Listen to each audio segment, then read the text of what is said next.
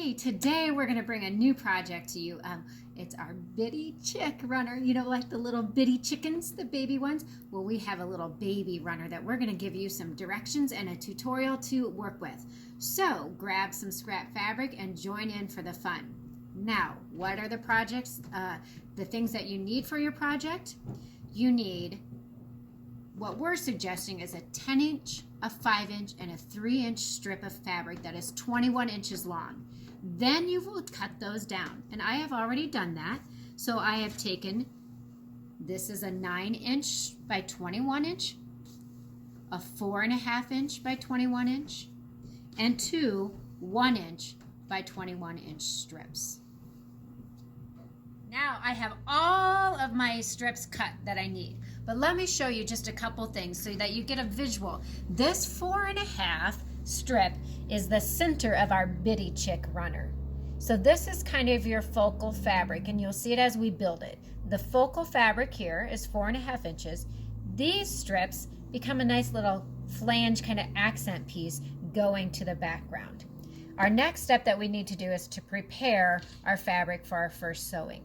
So I'm going to get rid of these because in our 1-inch strips, I need to just iron those, press these in half. I'm using this Alicio iron in pink. What a great color.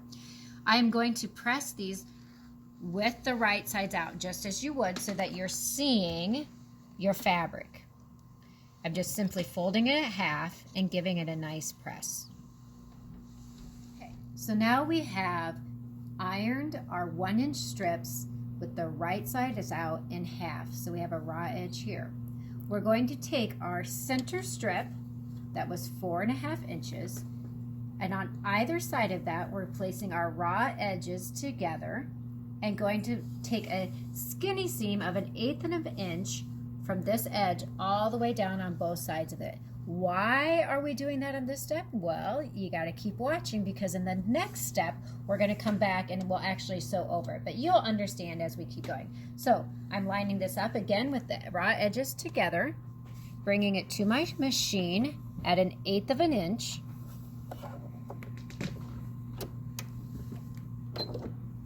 and I'm going to sew all the way down this side with my strip at 1/8 of an inch. So just going down. Okay, so now I've got both of my sides stitched on to either side of the, cut my threads there. So now I've taken, and I have the 1-inch strips that were folded in half sewn on both sides of that inner 4.5-inch strip as such. So the next step I'm going to do is involving the background, or the 9-inch strip. From here, I'm going to lay this one down, right sides together, on one side of my 9-inch strip. Okay, so yes, there's this excess fabric. Don't worry, we'll come back and get that. I'm going to lay it here, and now I'm going to come back, and now I'm going to take our traditional 1/4 inch. So now we're sewing, see, we're sewing above the 1/8 inch seam. So now we're starting with our traditional, what we refer to a lot as the traditional, the 1/4 inch seam all the way down with the right sides together. That 4.5-inch piece with the little cute little peek out of a separate color onto the backing fabric. And so I'm going to make this and go all the way down on this side, and then we'll move to the other side of it.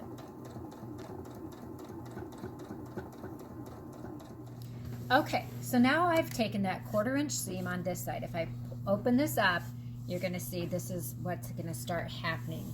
There's the nice little accent piece that we have added in there into our little bitty runner.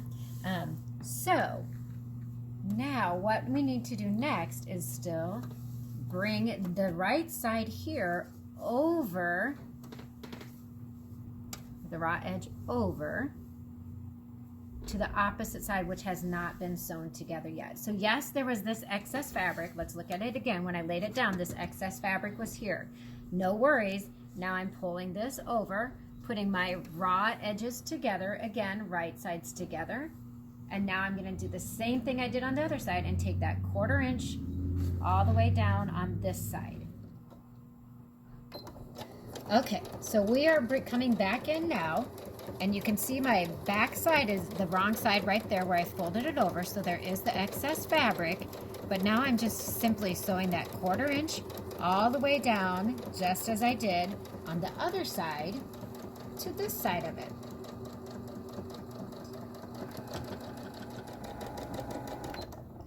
All right, so now we have finished sewing, and we have a tube. So here's our tube. One side, there's our backing fabric. We've sewed the 1/4 inch on both sides. Now I need to turn my tube so I can see the pretty fabric.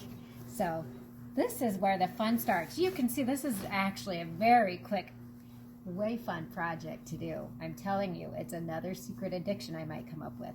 Okay, so now you can see where our table runner is going. I'm going to turn it around here so you can get a little bit better picture. The next step we're going to have to do is we're going to press this out. So then we'll have our table runner all flat and nicely pressed for the final step. We're almost there. So now we've got our tube turned. So we see our beautiful, cute fabrics here. Now we need to come back in and press it. So what I'm doing here is finding an approximate center. I'm not measuring. I'm looking here to see if I have an approximate amount here that's similar. I could use my finger and say, oh, it's about a knuckle. Oh, it's about a knuckle. Good. So now I'm going to come back in and I want to press this so we get that red or whatever color you're using to roll out, because the natural tendency, as you see here, is it's going to roll in because that's how we sewed it. So we're going to come back. I like to make sure I get a nice crisp pull here on the edge of the red. Same thing on this side. I'm coming back, giving it a nice, I'm more concerned right now with making sure I get this pressed nicely here. And then we're going to give it a nice crisp iron all the way down. Pull it up, finish my press here. One thing you might want to think about when you're doing this is to make sure that you get your seam on the inside of this all flat, meaning, so this seam right here, I want to make sure it's all going the same direction. So either in or, which is the way you want it to go. If you try to go out, you're going to get that bulk right there. So we want to keep that seam pressed towards the center of the table runner. Of course, it's just a cute little bitty little thing. Okay, so now we have our nice, you can start to see where we're getting here, right? Okay, our next step that we're going to do then is we're going to fold our, say goodbye-bye to our pretty side so we only see our back side. And we will be stitching here at a 1/4 inch on both ends. A couple little tips for you as you're getting to this step where we've sewn it together, the ends. When you are doing this, you might want to take time. Now remember, it's going to be on backside, you won't see it. It's just a personal thing. If you want to match these seams up here with the edges and put a pin right here just to hold it before you start your sewing process on this part of it. Another tip then is if you start sewing from this edge where the two are combined together versus the fold in the center, it will push any of that excess bulk that might shift to the center, versus if I'm sewing this way out, I could end up with it not matching at the top there. Okay, again, this is going to get tucked down behind unless you're an extreme perfectionist, which you might be. Not the biggest deal in the world because it won't be seen. Not a game breaker for your little bitty chicken runner if it's going to be a success or not, because let me tell you, these are just the cutest little things. So I'm coming over here and the same thing, I'm making my 1/4 inch, sewing all along this edge.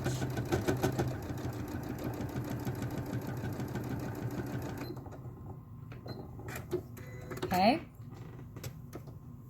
So now we have our 1/4 inch here, and if I open it up, it looks like a salad bowl or a taco or a hot dog bun, whatever you want to look. Not a runner yet, right? It doesn't look quite good. Before we move to the next step though, going back to if you ever did any garment sewing or if you've done a lot of point things, I like to take just that little bitty angle, whoops, open my scissors before I do it, off the corners here, because this is going to end up being your point when we turn this around.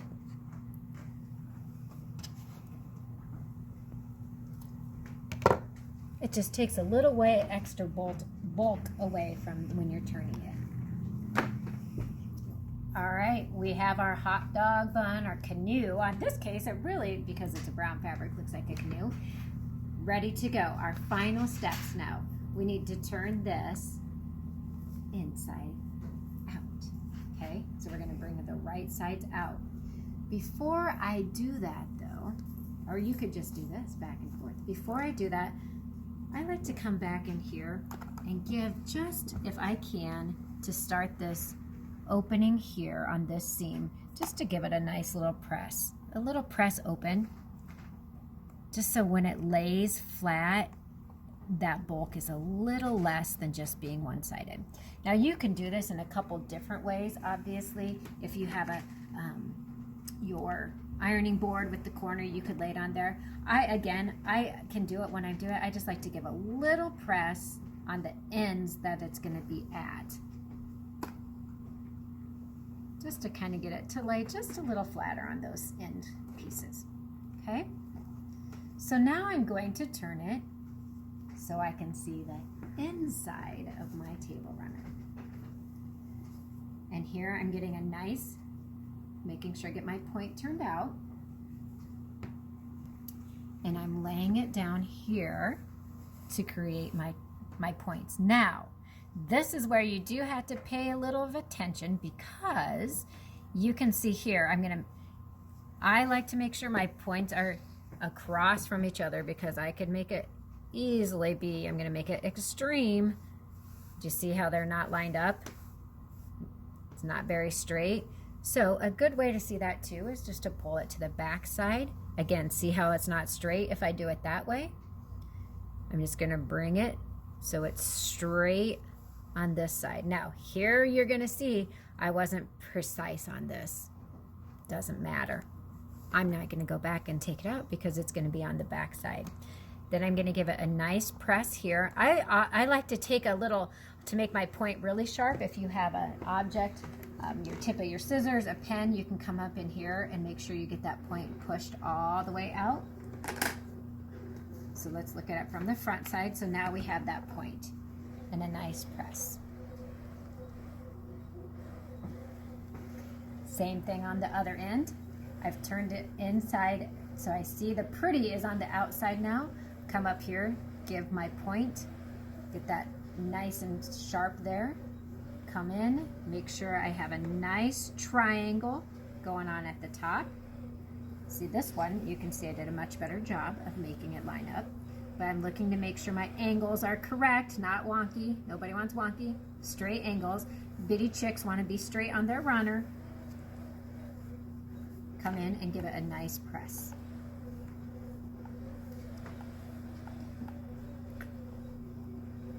Get rid of that, and ta-da! Whoop, let's make the words go the right way. What a cute little quick, I'm telling you, quick, easy project. Great way to use up some of your scraps that you have left from fat quarters as well. Thank you for joining us for our Bitty Chick Runner tutorial. Now, your next steps. Go to henandchickstudio.com and download the free pattern so you can start making your little bitty chick runners. Such a fun, fast project to help you use up some of those scraps, or give you an excuse to buy some more fabric.